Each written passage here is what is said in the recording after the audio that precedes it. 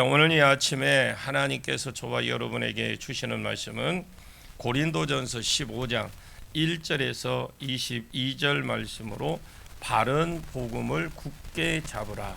21-1강 첫 번째 시간 함께 은혜 나누기를 원합니다. 고린도전서 13장은 사랑장, 15장부터 이제 부활장입니다. 부활에 대해서 조금 더 깊이 있는 내용은 다음 요 말고 22강에 조금 더 깊이 다루도록 하겠습니다. 오늘 본문에서 바울이 대전제로 하는 하나가 있습니다. 성도가 구원받으려고 하면 두 가지 요소가 있어야 된다. 구원을 이루려고 하면 두 가지 요소가 필요한데, 하나는 바른 복음. 아무리 내가 복음이 있다고 해도 그것을 굳게 믿지 않으면 구원에 이르지 못합니다. 그래서 끝까지 굳게 믿는 믿음이 있어야 구원에 이를 수 있다. 그러면서 바울이 바른 복음이 무엇인지 3절과 4절에 소개를 하고 있죠. 성경대로 누가 그리스도께서 우리 죄를 대신하여 죽으시고 장사되었다가 성경대로 사흘 만에 다시 살아난 것, 이것이 바른 복음입니다. 왜 바울이 말을 하느냐? 이 고린도 지역은 헬라 지역입니다. 어릴 때부터 헬라 문화 또 헬라 철학 이런 문화에 살았겠죠. 이 고린도 사람들은요. 헬라 철학은 주로 이원론입니다. 이원론에 근거를 하는데, 이 이원론, 예를 들어서 육은 악하고 영은 선하고, 그래서 악한 영은 죽음과 함께 멸망에 들어가고 몸은 감옥에서 빠져나와서 이데아 세상으로 들어간다 라고 이렇게 고린도에서는 배웠습니다. 어렸을 때부터 배웠어요. 이것을 어렸을 때부터 계속 듣고 배워왔으니까, 물론 고린도 교회에 다니는 교회는 다는 아니겠지만 바른 복음을 들려주었습니다. 그래서 성경대로 내 죄를 지고 죽고 성경대로 3일 만에 살아났다고, 이것이 있어야 구원을 받는데, 아무리 이렇게 증거를 해도 믿는 사람은 물론 믿었겠지만 하나님 은혜로 믿었는데, 또 다는 아니겠지만은 한 무리는 이 헬라 철학이 어릴 때부터 계속 듣고 이게 지금까지 잘 온 상태이니까 이것이 사상처럼 된 겁니다. 헬라 철학이 자기들의 사상처럼 되었는데 그리스도의 몸의 부활을 믿지 않은 겁니다. 근본적으로 이 악한 놈이 어떻게 죽고 다시 부활할 수 있느냐? 육이 부활하는 것이면 모르겠지만 육체 자체는 부활을 안 믿어진다. 이것이 헬라 철학에서 온 불신입니다. 바울이 12장부터 18장까지 만일 그리스도께서 다시 살아나지 못한다면, 육신으로 다시 살아나지 못한다면 너희 믿음 헛것이고 기독교도 뻥치는 단체이다. 그리고 예수 믿는 것이 세상에서 제일 불쌍한 자들이다. 그러나 실상은 예수께서 죽은 자 가운데 다시 살아나셔서 우리 모든 잠자는 죽은 자들의 첫 열매가 부활의 첫 열매가 되셨다. 이렇게 말하는 것이 오늘 본문의 말씀입니다. 바른 구원에 이르기를 위해서 바른 복음과 또 그 복음을 굳게 이렇게 믿는 믿음 안에서 세워지는 은혜가 있기를 축복합니다. 자, 오늘 본문 1절과 2절을 같이 한번 보겠습니다. 1절, 2절 시작. 형제들아, 내가 너희에게 전한 복음을 너희에게 알게 하노니 이는 너희가 받을 것이요 또 그 가운데 선 것이라. 너희가 만일 내가 전한 그 말을 굳게 지키고 헛되이 믿지 아니하였으면 그로 말미암아 구원을 받으리라. 이 바울이 고린도 교회에게 알게 하고 싶은 것이 있어요. 너희에게 전한 복음, 너희가 받은 것 몇몇 사람을 제외하고 대부분은 이미 내가 쳐낸 것이고 이미 너희에게 받은 것이고 이미 그 받은 복음 가운데 서 있는 것에 대해서 말해주고 싶다, 알려주고 싶다, 이렇게 말을 하는 겁니다. 그래서 2절에 구원의 조건이 나옵니다. 그로 말미암아 구원을 받으리라. 누가 보아도 구원의 조건입니다. 구원의 조건이 너희가 만일 내가 전한 그 말을 굳게 지키고 그 말이라는 것은 앞에 3절과 4절 나오는 바른 복음을 말하는데, 바른 복음을 굳게 지키는 것, 바른 복음이 있어야 구원을 받을 수 있습니다. 구원이 사람에게서 나온 것이 아니고 하나님께서 나오는 것이라면 바른 복음이 있어야 되죠. 예를 들어서 다 수양하면 도를 닦은다면 열반의 정지에 이르게 된다. 이런 가르침 아래에서 도를 열심히 닦았다면 한평생 닦았다 할지라도 구원에 이르지 못한다. 착하게 살면 구원 받을 수 있다. 누가 그렇게 가르쳤다면, 그래서 착하게 살지는 못했지만 착하게 살았다 칩시다. 그럼 구원 받느냐? 아니라는 겁니다. 이 구원 자체는 구원자이신 하나님이 구원을 지킬 수 있는 신이 가르쳐준 구원을 방법대로 가야 구원을 얻을 수 있습니다. 구원자이신 그분이 가르쳐주는 방법대로 가야 구원을 받을 수 있습니다. 그래서 구원을 얻으려고 하면 일단은 바른 복음이 있어야 합니다. 아무리 바른 복음이 있어도 내가 그것을 굳게 잡지 못하면, 그래서 굳게 잡는다. 내가 굳게 붙잡지 않으면 바른 복음이 있어도 내가 그것을 붙잡지 않으면 구원에 이르지 못한다라는 겁니다. 굳게 잡는다라는 말이 궁극적인 표현으로 쓰인 것이지만 그 뒤에 나온 것은 부정적인 표현으로 쓰인 겁니다. 굳게 지키고, 원어로 보면 굳게 붙잡고 헛되이 믿지 않는 자, 굳게 잡지 않는 것이 헛되이 믿는 것입니다. 그냥 자기 생각대로 믿는 거예요. 그냥 예배 드릴 때는 예배, 그리고 뭐 예배 끝나고 나면 밖에 나가서 내 마음대로 그냥 사는, 아무 예배와 하나님과의 관계없이, 그것은 나는 안 믿어지는데 잡고, 이것은 믿어지는데 그 부분만 믿어. 안 믿어지는 거라면, 그러니까 오늘날도 그래요. 성령 사역이 내가 안 믿어지니까 그것이 왜 필요하냐?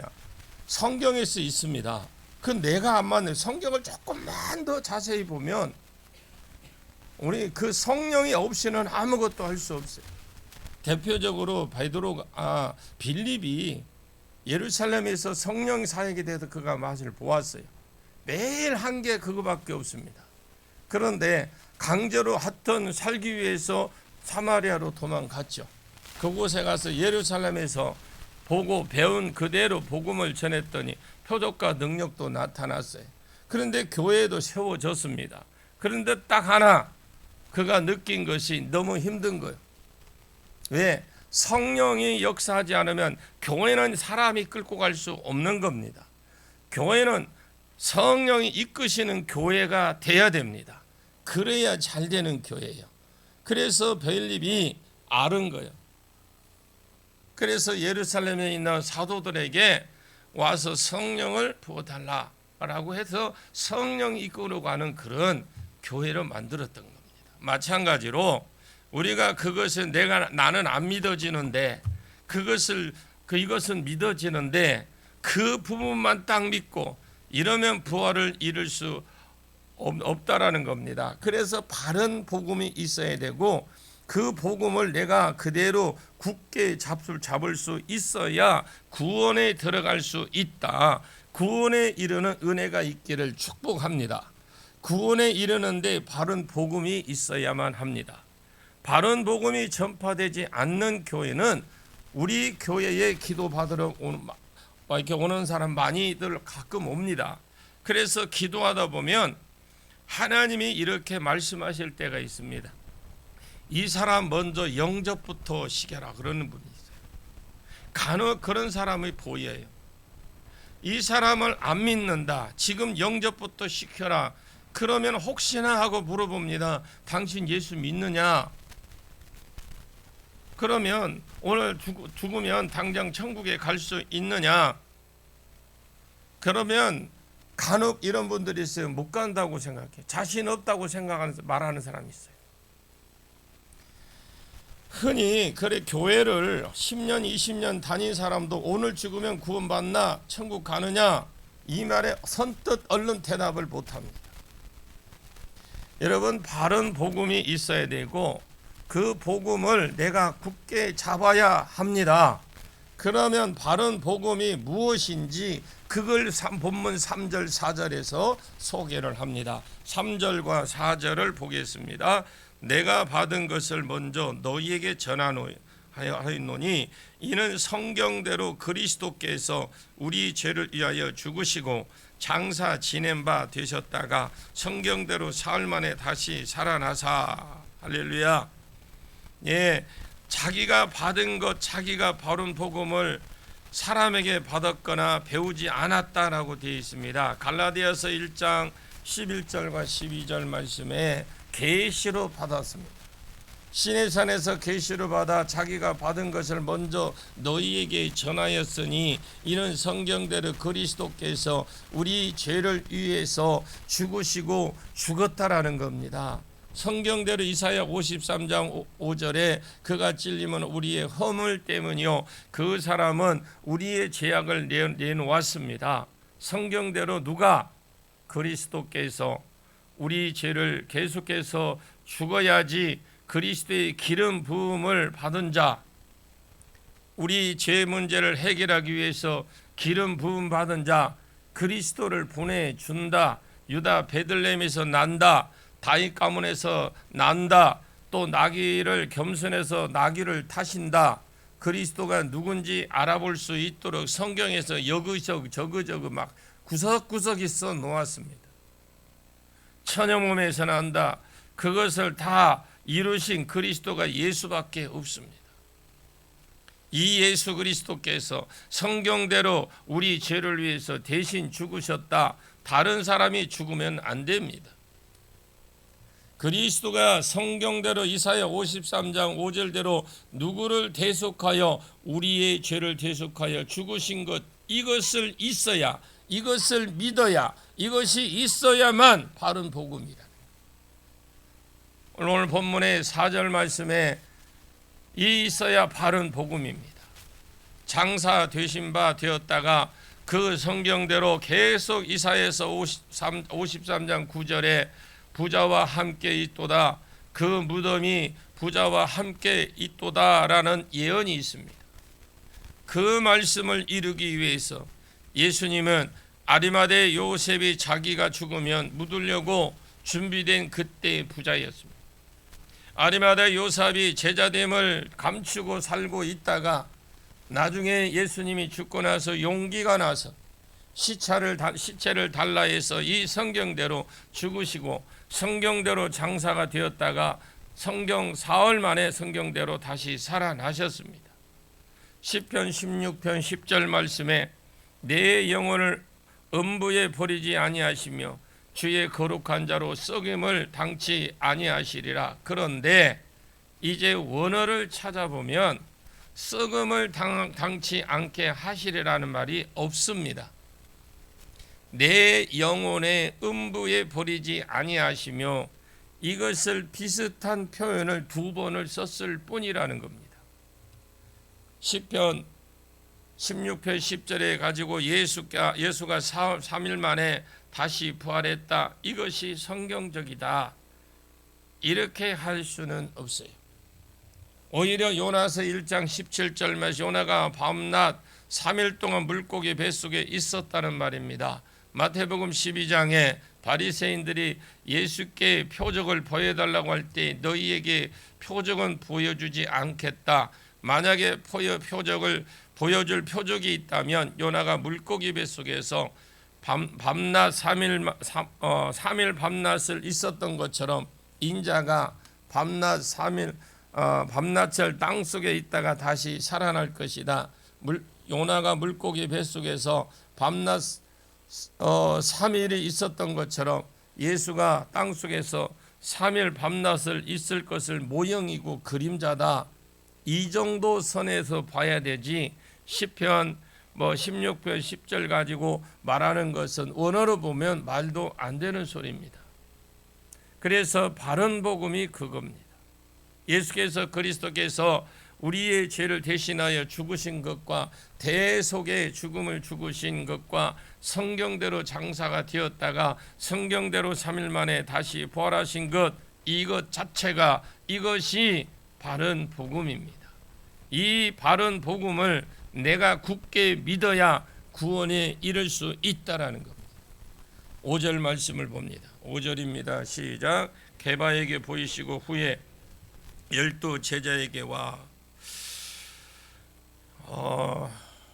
예수님이 바른 복음을 이루시기 위해서 십자가에서 대속의 죽음을 죽으셨습니다. 아멘. 그리스도가 되셨습니다. 예수가 그리스도라는 증거는 유다 베들레헴에서 태어난 것, 오늘이 그날입니다. 우리가 지키는 정확하니 그날인지 모르겠지만 우리가 지금 계속 지키고 유래대로 지금 절기를 지키는데 오늘이 그날이 베들레헴에서 태어난 것입니다. 겸손하여 나귀를 앞으로 타실 겁니다. 은 30에 팔릴 겁니다. 낮아짐과 높아짐, 예수가 그리스도라는 말이 성경의 구약의 구석구석에 잘 기록해놨습니다. 그러면 예수 그리스도가 되셔서 자기 죄 때문에 죽은 것이 아니라 우리 죄를 계속하여서 십자가에 죽으셨습니다. 그리고 부자와 함께 장사가 되었습니다. 성경대로 사흘 만에 다시 살아나셨습니다. 살아나고 몰래 천국 간 것이 아닙니다. 그냥 부활하고 몰래 천국에 그냥 가신 것이 아니라 모든 사람이 구원에 이르라고 자기 부활하셨음을 한 10여 차례 사람들에게 보여주셨습니다. 오늘 본문에는 어떤 한 무리만 나오지만 그 이상은 오늘 본문에는 안 나옵니다. 예를 들어서 막달라 마리아도 부활하신 예수를 본 것 뺐고, 왜냐? 막달라 마리아는 증인에 끼워 놓으면 그것이 옛날 삶이 미친 사람들이거든요. 진짜 전에 7 귀신 들렸던 사람이잖아요. 마리아가 이제 멀쩡해졌지만 사람들이 또 뭐라고 할지 모르잖아요. 행방이 불투명한 이런 사람들 자기 엄마도 보았습니다. 이런 식으로 하면 사람들이 신빙성이 없을까 봐서 그런 이상한 인물들은 다 기록하지 않았어요. 그냥 시비의 요지가 있는 여자들이나 이런 사람들은 전부 다 빼버린 거예요. 그래도 사회적으로 한자리 하는 사람들, 누가 봐도 신빙성이 있어 보이는 사람들만 여기에 끼워 놓은 겁니다. 그래서 처음 증인으로 끼인 사람이 게바에게 자기의 부활하심을 보여주셨다. 게바는 베드로입니다. 이 사람은 예수의 제자였고 누가 보아도 교회를 대표하는 인물입니다. 신앙 고백 위에 내가 내 교회를 세우리라 했으니까 교회를 대표하는 인물이라고 봐야 되겠죠. 제일 먼저 게바에게 보이셨고 그리고 12 제자에게 보이셨고 12 제자는 사도들입니다.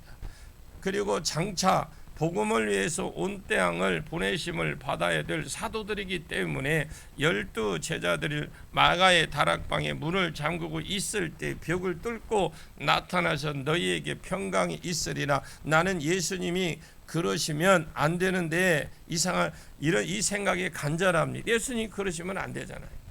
왜냐하면 문 열고 들어오셔야지. 어떻게 벽을 뚫고 들어오시면 이 땅에 너희에게 평강이 있으라면 됩니까? 어쨌든 예수님이 하신 일이니까 잘못이 없다고 보았을 때 12 사도들에게 나타나 자기가 살아나셨음을 보이셨습니다. 보이신 이유 중 증인이 되라고 보여주신 거예요. 여러분에게 만나 주시고 믿게 해 주시고 확신을 준 것은 증인이 되라고 우리에게 우리가 성령이 내 안에 오신 겁니다. 그래서 12 제자에게 보이셨어. 자, 6절 보겠습니다. 그 후에 500여 형제에게 일시에 보이셨나니 그 중에 지금까지 대다수는 살아 있고 어떤 사람은 잠들었으며 그 후에 500여 형제 일시에 보이셨어. 500여가 에파노인데 이 에파노가 최소한 500명에게 500명 넘는 사람들에게 동시다발적으로 자기의 부활을 보이셨다라는 거죠. 예수님이 부활하셨을 때 예루살렘을 떠나지 말고 아버지와 약속한 것을 기다리라고 했어요. 그래서 우리가 예수를 믿고 처음 믿기로 작정하면 먼저 그가 성령을 받을 수 있도록 말씀으로 가르쳐야 돼요. 성령이 그 안에서 역사하시도록 그를 평생 성령께서 이끌어 갈 수 있도록 가르치고 인도하고 세워주고 덕을 주고 유익을 주고 세워주는 역할을 교회에서 해야 됩니다. 교회에 오는 게 목적이 아니에요. 교회에 사람들이 오면 평상시에 나하고는 내가 전도 안 했으니 나하고 상관없다는 식으로 여러분들이 관심 말고, 지금 여러분들이 보이다가 안 보이는 사람 한 번쯤 생각해 봤습니까? 한 해를 마무리하면서 우리 스스로 우리 자신을 돌이켜봐야 돼요. 스스로 찾아왔어요.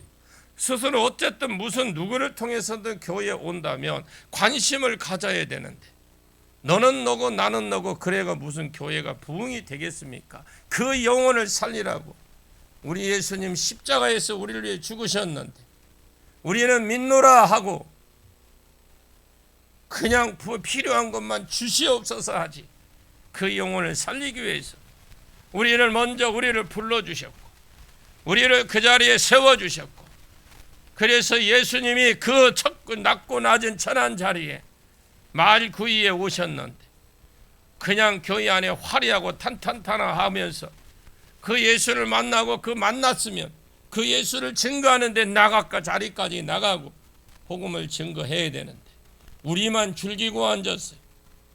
무엇 놈의 행사가 많은지 말씀은 제대로 순종하지 못하며 지나가는 사람들이 수많은 사람들이 있음에도 불구하고 그 영혼들을 불쌍한 영혼들이 수많이 있는데도 불구하고,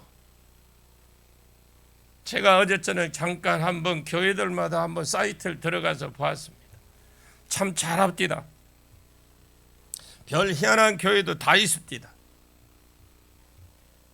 심지어 제가 늘 걱정했던 거 산타 모자를 두고 강단에 완전히 휘어잡읍디다. 예수는 어디 갔습니까?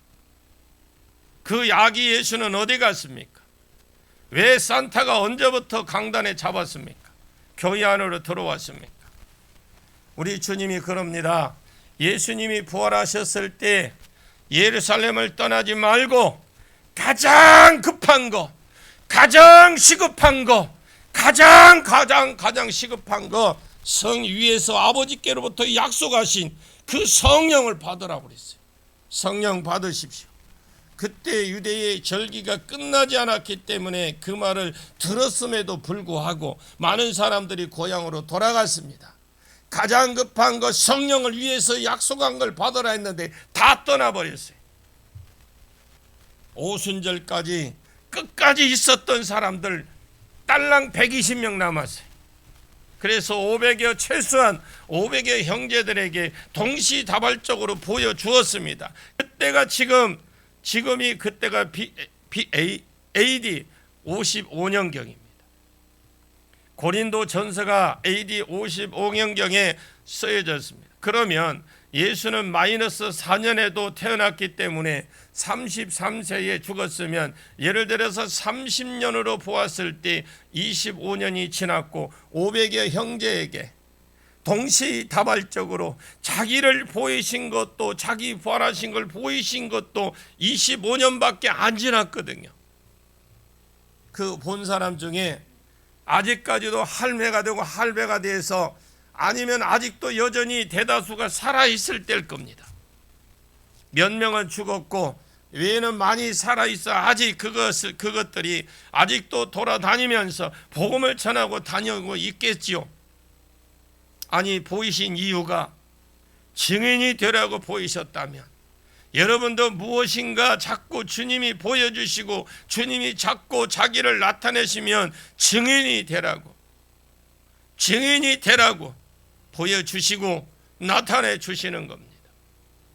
다른 이유가 있는 줄 아십니까? 한번 7절 보겠습니다. 그 후에 야고보에게 보이셨으며 그 후에 모든 사도에게와, 자 여기 그 후에 야고보에게 보이셨고, 이 야고보는 예수님 동생입니다.